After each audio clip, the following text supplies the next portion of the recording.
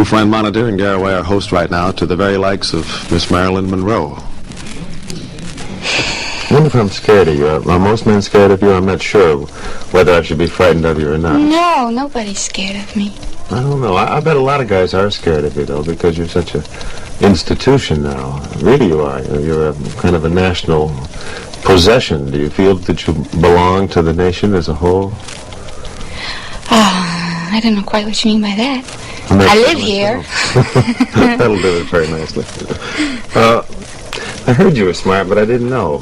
I'm not. Yes, you are. Don't let me fool you. I'm not. You know, you have a reputation as, among the great mass of people, I think, is probably the most beautiful blonde in the world, but a kind of a dumb girl because you're a beautiful blonde. And blondes and dumbness seem to go together. I think it all started with, maybe with gentlemen prefer blondes. You know, it's interesting that people associate,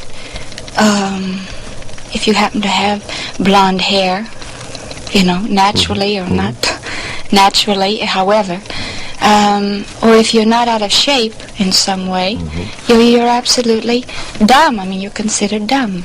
I don't know why that is. I think it's a very limited view. That isn't true, I'm sure.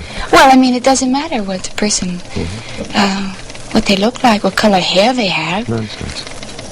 Or if they happen not to be out of shape. I mean, my time's to come. Gravity catches up with all of us. Yes. Slowly, but I'm afraid inexorably, if that's the right word. I hear that you're moving to New York City to live. Is it so? Yes. This will be my home from now on. That is until I retire. And when I retire, I'm going to retire to Brooklyn. Really? Why Brooklyn?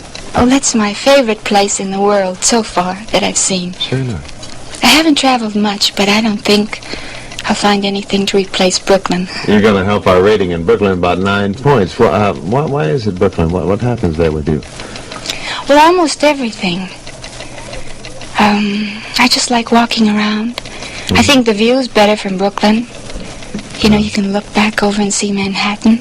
Yeah, that's the only place you can see Manhattan from your That's the best view, but it isn't only the view. It's the people. It's, I like the streets. I guess the people and the streets and the atmosphere. I just like it. How long do you think you'll be at the top, I wonder? At the top isn't so important. What I'd like to do, that is what I would like to accomplish. I would like to be a good actress. And it's not a matter of being on top, because I think some of the best actors and actresses perhaps aren't on the top. So that's not the thing. Do you miss your anonymity? Do you miss being able to go out and not be recognized and go places so that, as it used to be before you became famous, so no one would pay any attention to you except... I'll tell you. I do in a way. However, I'm terribly grateful for everything that's happened, because I remember when things weren't like this at all. But you do miss sometimes just being able to be completely yourself and someplace, and people just know you as another human being. Well, now, your success has been or close to it, the dream of every American girl, all right, I guess.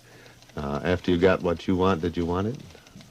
Well, as I say, the thing I like the most is to become a real actress. And I remember when I was a kid, sitting in the front row at the movies on Saturday afternoon.